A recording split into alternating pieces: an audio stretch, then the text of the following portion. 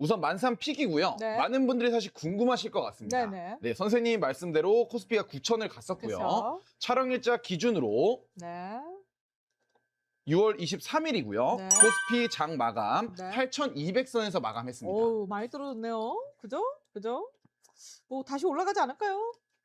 그죠? 제가 볼 때는 뭐 수요일이 라방이니까 그죠? 라방 있을 때쯤 올라가지 않나요? 네.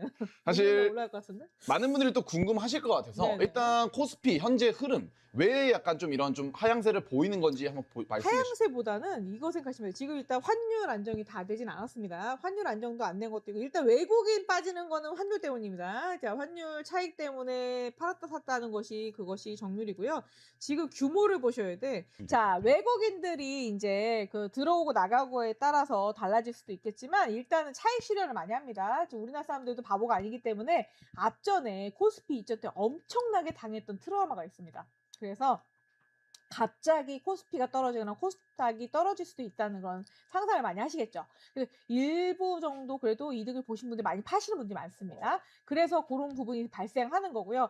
코스피나 전체적인 자본 구조가 떨어지지 않는 이유는 외국인 때문입니다. 외국인이 지금 많이 받쳐주고 있는 것도 있고요. 뭐 연기금이 판다고 자꾸 연막을 까는데 팔면 다시 사겠죠. 그죠? 이 좋은 판에 연기금이 투자 안 하겠습니까? 그래서 최고의 엘리트 집단이 꾸며져 있는 것이 지금 연기금 그 투자 펀드입니다. 그렇기 때문에 전체적으로 봤을 때 코스닥이 떨어지고 뭐 내려가는 건 있지만 전체적으로 이렇게 하방 압력을 받고 어느 정도 그 차익 실현을 하고 난 다음에 다시 또 주식을 사게 돼 있거든요. 여러분은 안 그런가요? 자, 어느 정도 먹었다. 그럼 팔고 그다음에 다음 거 살 거 대기하지 않을까요? 지금 그런 분 되게 많습니다. 그래서 그거를 좀 유념하셨으면 좋겠네요. 근데 장타 가시는 분들은 여파가 없겠지만 어느 정도 이렇게 단타나 좀 주식 안 해보신 포리니 주린이들 좀 불안할 수도 있겠지만 전체적으로 봤을 때 지금 음력 6월달 아직 안 됐고요. 음력 5월달입니다. 그래서 5월부터 많이 오른다 말씀드렸습니다. 분명히. 그래서 좀 더 지켜보시는 게 낫습니다. 사실 일부 전문가들은 늘상 코스피 5천 때부터 네. 폭락이다, 폭락장이 시작됐다, 이제 코스피는 끝이 났다. 그쵸. 그럴 걱정은 없다라는 거네요. 그렇죠. 코스피 끝났다, 뭐 삼성전자 끝났다는 얘기도 오늘도 나오더라고요. 기소가 뭐 기사 나오는데 삼성전자는 더 떨어질 거고 뭐 그 하이닉스 더 떨어진다고 했는데 제가 볼 때는 글쎄요. 저는 분명히 아니라고 했고요. 삼성전자하고 하이닉스 더 올라갈 거고요. 전체적으로 자본 구조가 끌어내고 단 다음에 분수령 효과가 있을 겁니다. 그래서 여러 가지 돌아가면서 오를 거니까 지켜보시기 바랍니다. 이 부분 지켜보시면 바라겠고요. 사실 선생님이 말한 것처럼 이 외국인과 기관에 대한 움직임이 굉장히 큽니다. 네. 외국인은 사실 나가는 양보다 들어오는 양이 앞으로 많을 그쵸. 거다라고 말씀해 주셨고요. 네. 기관, 사실 이 한국 주식을 가지고 있는 포트폴리오가 30%를 넘기면 안 되기 때문에 그죠. 정리를 할 것이다라는 말이 많아요. 정리를 하면 다시 사겠죠.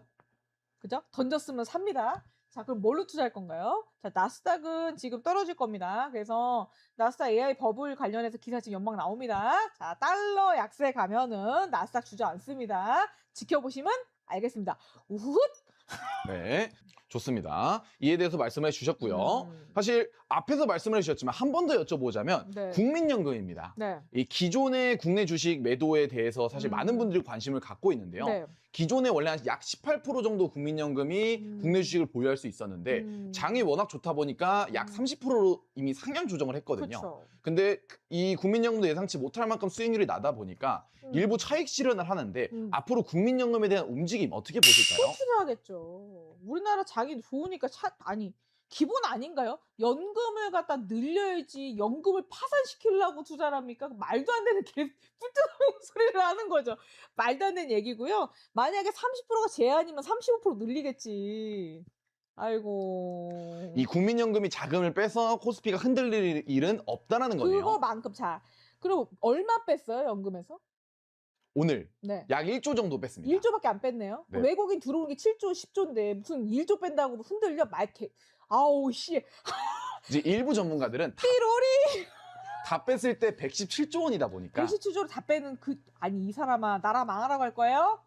아이고 너무하네. 이 국민연금 때문에 코스피 자체가 흔들릴 일은 없다는 거 알아주시면 1조 뺐다고 지금 다 뺐다 그러는 거야 지금?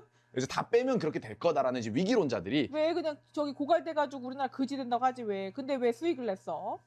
연금이 고갈될 일 없다는 뭐 뉴스가 왜 나올까? 진짜 이상한 사람들이네. 맞습니다. 사실 국민연금이 고갈된다라는 말이 나올 때부터 선생님이 그럴 일이 없다라고 말씀해 주셨기 때문에 네, 이 부분 참고하시면 좋을 것 같습니다. 117초를 빼고서 얘기하래 저거 봐. 그게 맞는 말이에요. 117초 빼면 얘기하세요.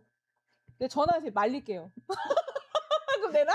국민연금에 전화해서 금융 전화해서 화낼게 내가. 나 만산인데 빼지 말라고. 그럼 되는 거야? 어? 어떻게 되는 거야? 어우 씨앙 진짜. 어? 이제 언론을 보시는 분들이 사실 혼란을 겪으실까 봐 또 한번 짚어드린 거고요.